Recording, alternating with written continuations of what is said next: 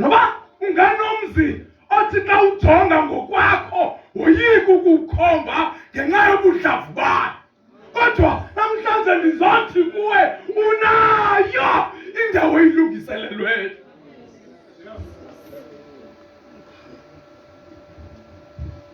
Usemnyango wezulu wehlela emhlabeni selizokha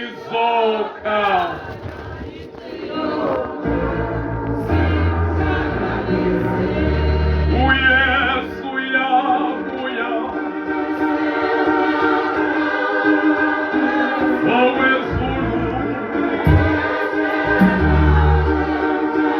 selizokhala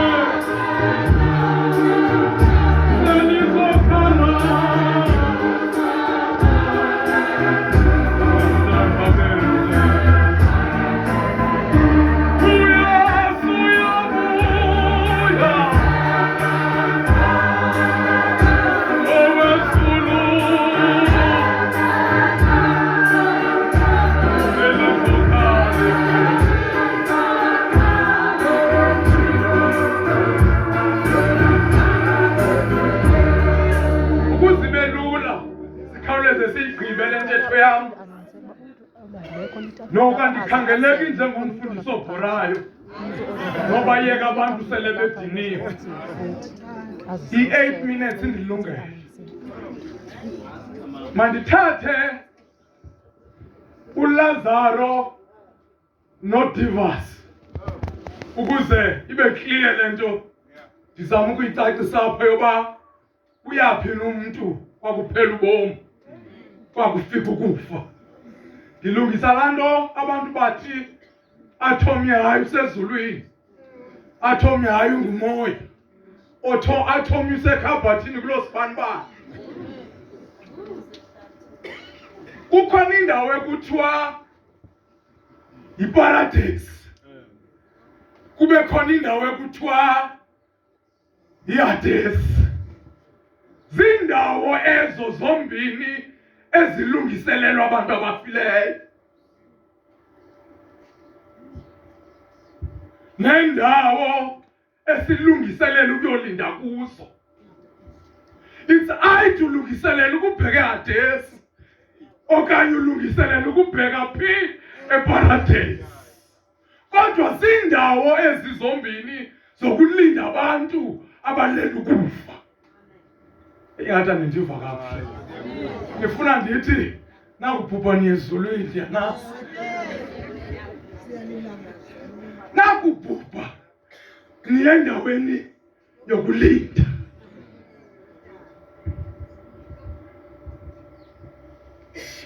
Kusanakenzeka into yoba siyazithanda ke kule cawe endikuyo. Njengoba siba nomanyano lusitashweyo sibethe izinayimesi sizithanda. Akusanakenzeka into yoba siqathulela ukubheka eHadesi ngoba indlela ebheka eparadesi uyayilungiselela. Onana bahle abathanda uThixo, nina ninendawo elilungiselelweyo. Ngawuthi lo muntu useqaleni kwakho unendawo oyilungiselelweyo.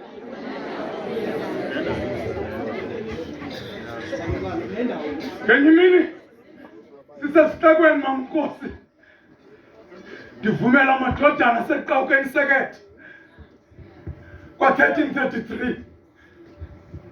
Xa singena apha eNewtown sikhangele ezi house ngathi zikhathele kuba siyayoyika ungena kule mizi iphucukileyo. Sathi xa siphuma kumzi wesithathu kwakhona umama osichazayo ebesiwodlula umzi wakhona edouble story. Yathi ivoice yamadodana, mama siyoyika ukungena kule mizi iphucukileyo. Wathi lo mama, njengoba ndihlala apha kule double story, abantwana abahlala apha ngaphakathi badlakathiswa zii-drugs. njengoba ndihlala pha kule double story, umyeni wam ulala bheke eMpumalanga, mna ndibheke eNtshonalanga. Ndajika ndabheka uVoice, ndathi le mizi isicima mikhulu, ixakekile pha ngaphakathi. Sangena kwi-double story, sababeka pha, sathi ngaphandle kwasisakhiwo ikhona enye indawo engiyilungiselelweyo. Ndiyahamba ndiyawunilungiselela indawo. Bantwana abahle abathandwa nguThixo, marhatebe uSinama, ikhona indawo ayilungiselelweyo. Bantwana abahle abathandwa nguThixo, ndifuna unibona. Kodwa xa kuthathwa le ndlela, iqala ibeye le ndlela ebheka eHadesi naseParadesi. Kodwa kuthathwe kubudeni bendlela, kufikelwe ku-White Junction, kumilibhodi. On your right kubhalwe Paradesi, on your left kubhalwe Hadesi. Kodwa zihambe indlela, zifike ngaphambili, idibane iHadesi neParadesi. Ithi incwadi endike ndayifunda kaWilliam, zohlulwe luthango iHadesi neParadesi. Mandibuye ndize kuLazaro noDivasi, kuba ngabona abantu endiqiniseke ngabo abake bayithatha le ndlela kuthetha ngayo. Xa ifika uLazaro apha eParadesi ngabamelwane noDivasi apha eHadesi, uyayiva into yoba noba kutshiwo eli lizwi linkenteza apha eParadesi, uyayiva uDivasi noba kutshiwo nguLazaro, kuba ndimazi kakuhle, ebeguqa ezithendeni zam xa ndisityayo. Bantwana abahle abathandwa nguThixo, wavakala uDivasi wamemeza ngoba uyamva apha eParadesi. Bantwana basekhaya, usazosiva isizalwane sakho sisitshwa apha next door. Bantwana abahle, wakhwaza uDivasi wathi thumela noba nguLazaro athi nkqu ngoba ndiyatsha. Bantwana abahle abathandwa nguThixo, akaphendula uLazaro. Kwakhona ixesha loba makaphendule uThixo, wathi uThixo abangapha abanabudlelwana nabangapha. Yohluka apho ke noZulu, yohluka apho ngoba singaya sonke sibe ngomakhelwana beHadesi neParadesi, kodwa izinto ezenziwa apha ngaphakathi azifani. Kuthiwa eHadesi kusekutshixizeni kwamaziko, nezinto ofikela kuzo pha ziyalumeza, azijogeki kakuhle.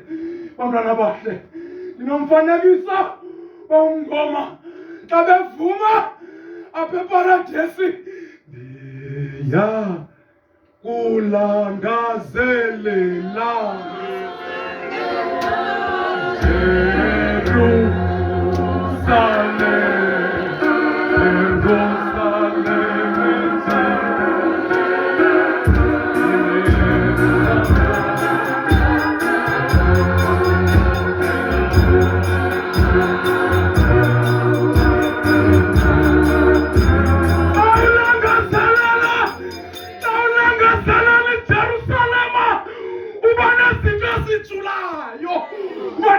zijulayo. Ubuthatha indlela ebheke eHadesi, usikisa ukucinga, ukhangela into yoba yayiphi indlela ezondikhupha eJerusalem. Nani namehlo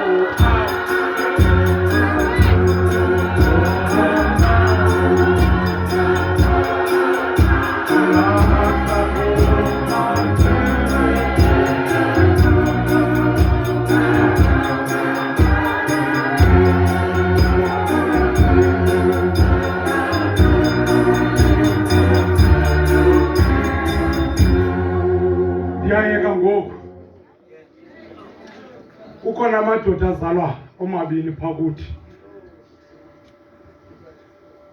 Usinama lwebethetha apha undikhumbuza lo wayengupresident wamadoda nesisithili sasemgwaqo.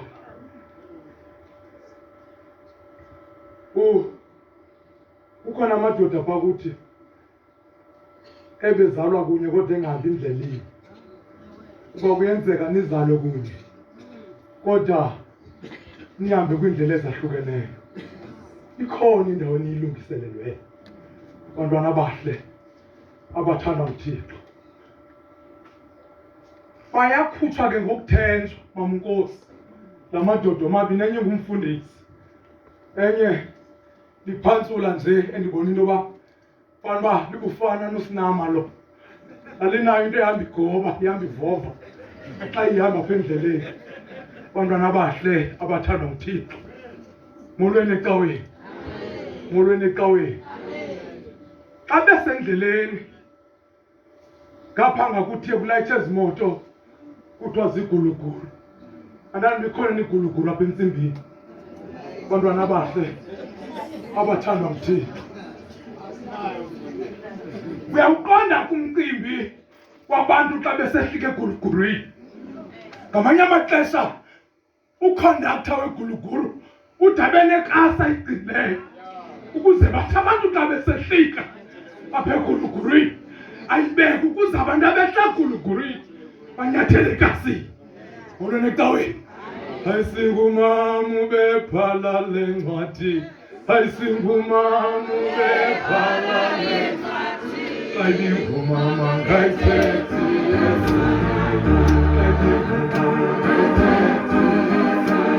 xa besehla apha egulugulwini, xa besehla apha egulugulwini bakhona ikhadi elwayo apha kumfundisi.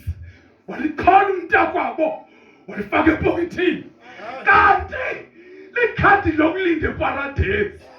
Bantwana abahle abathanda uThixo bafakwa kwinqwelo elandelayo ezobawezela kwilizwe abathunywe kulo. Bantwana abahle abathanda uThixo, ayisingumama ubephala, ayisingumama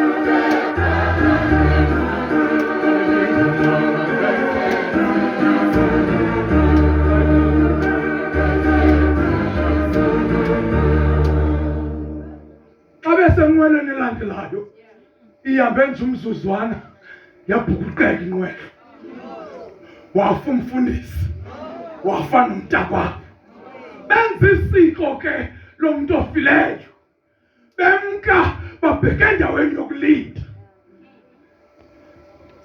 Xa befika apha endaweni yokulinda ukhona ikumkani emileyo apha eparadesi ethi ndifuna abantu abanamakhadi bezongena ngaphakathi. Bantwana abahle abathanda uThixo, waziphuthaphutha umfundisi, alikho ikhadi. Kodwa makabuye ngasemva, weza utsotsi nekhadi, waxa likhupha wawangawangisa phambi kwekumkani. Kuhloko endoda iveza ilayisensi engayo yayo. Bathi ngoba uliphethe ikhadi kwathiwa makangene ngaphakathi. Ngothi kwathiwa makangene ngaphakathi. Xa ifika apha ngaphakathi usuka kwingoma ke lo mfo ezasemhlabeni ezithi thatha isigubhu usifake ezozweni uzobuva ubumnandi obulawo. Wafika izinto zitshintshile apha ngaphakathi. Kusithiwa siyakudumisa Thixo, siyakuvuma ukuba unguYehova. Abasohamba nosiyakudumisa uyalokoza lo mfo, uyalokoza lo mfo. Wathatha umfundisi wafakwa eHadesi. Bantwana abahle abathanda uThixo, ikumkani yeparadesi yabetha uqingo olubheke eHadesi yathi ndixakwe ngumntu apha, sibasothi siyakudumisa uyalokoza, sibasothi ndiyakholwa uyalokoza. Yathi ikumkani yaseHadesi, nathi sixakwe ngumntu apha, sibasothi phakathi. Kanti yathi xa ingena le ndiyadeba apha eHadesi yathi zimeli zwili lingathixo siyazazi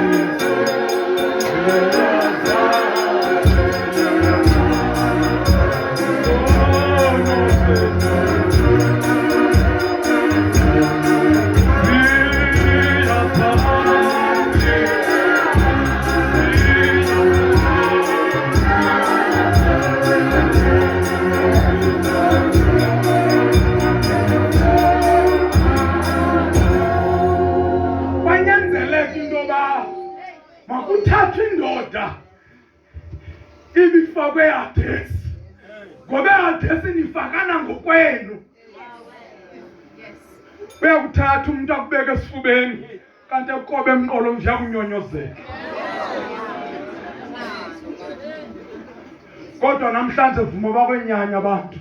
The time yokususa abantu kubuya kusondeza uThixo.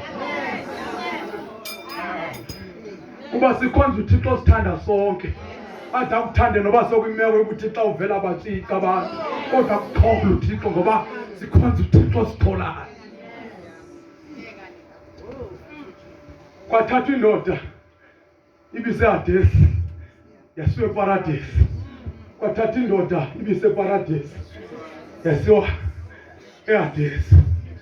Kuthiwa yathi xa ikhala ingoma yaseHadesi uvakale seza lo mfo wachoveka weva ukho kukhala izinto aziqhelileyo.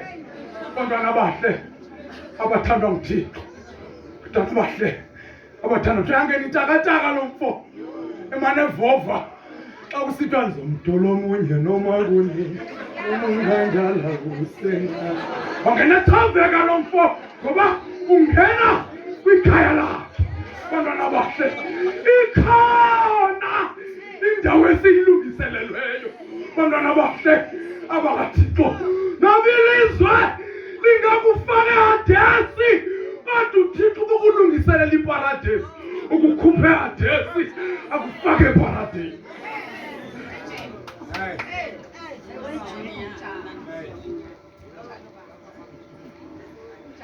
Ndiyayeka ngoku xa ndisiza kuwe Marhadebe ndizawuhlala phansi. Kukhona intombazane endinqola ngayo yonke le mihla apha kude kula ekuhlaleni. Embi kuzo zonke intombi zapha elalini. Imbi kwade kwakubi negama layo.